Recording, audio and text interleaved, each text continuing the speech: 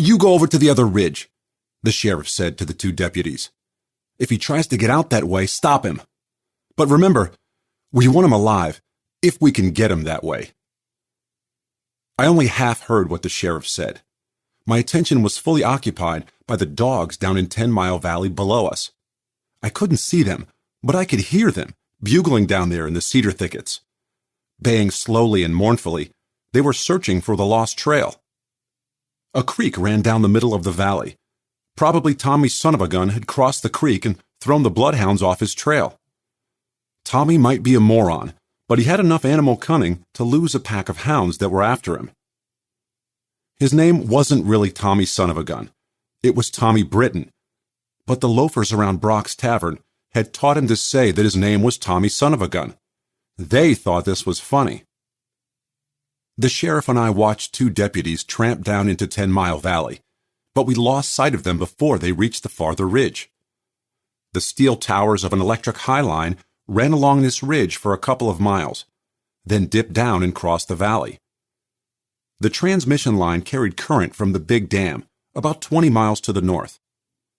When the war first started, there was some fear that enemy agents might sabotage this high line, and the sheriff had spent most of his time out in the hills guarding it. The sheriff was a big, raw-boned mountaineer by the name of Tim Hoskins. He wore store clothes like they were overalls. He was long and lank, and if you took one look at him, you had the instant impression he had just enough sense to come in out of the rain, and no more. If you took a second look and noticed the slow, cautious way he talked, and the slow but damn sure way he moved, and especially if you looked at his eyes, which never faltered from the gaze of any man, you would be likely to decide you were damn glad you lived in a country where they had sheriffs like this. "What do you make of it, Sheriff?" I asked. He was carrying his left arm in a bloody sling. Before he answered, he adjusted the sling, so his arm hung a little easier.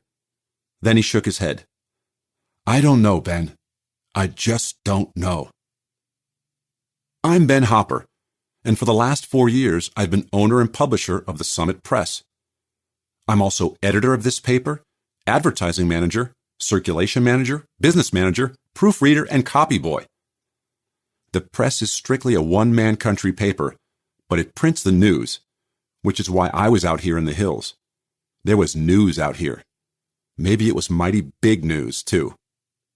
I was going to ask some more questions, but the clatter of an overworked motor interrupted me, and I turned in time to see a car banging up the gravel road toward us. It was a gray Ford coupe, and I needed only one glance to recognize it and to know who was driving it. Ellen Briscoe. Uncle Sam sent her out here to try to teach the people on the hill farms how to keep from starving to death. The relief lady, the mountaineers called her. She was coming up the hill road like she didn't know there was any such thing as tire rationing. Steam popped out of the radiator as the car reached us. She was out of it almost before it stopped rolling. "Hello, Ben," she said to me. "Ellen, you got no business being here," I protested. She ignored me. She had business wherever she wanted to be, which was anywhere anybody was in trouble. "Sheriff, what's this all about?" she demanded. Hoskins scraped a toe against the rocky ground. I don't know for sure, Miss Ellen," he said.